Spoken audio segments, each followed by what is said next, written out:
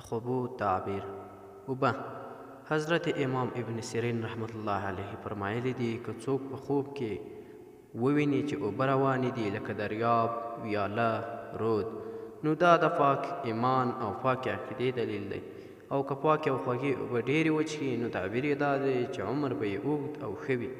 امام کرماني رحمت الله علیه فرمایلی دي که څوک په خوب کې وویني چې تودې اوبه څښي نو دا د ناروغۍ او رنځ دلیل دی، یعنی ناروغه به شي. او که په اوبو کې ولویږي نو تعبیر یې دا دی چې غم به ورته ورسیږي. حضرت دانیال علیه السلام فرمایلی دي چې په کښتو او باغ ته ویالې او یا رود څخه اوبه ورکول د دین او دیانت او د نیکو کارونو تعبیر دی. حضرت جعفر صادق فرمایلی دي چې په خوب کې اوبه لیدل د 5 وجو څخه وي. اول یقین، دوم قوت، دریم مشکل کار، څلورم مینه، پنځم د ښار د حاکم څخه کار.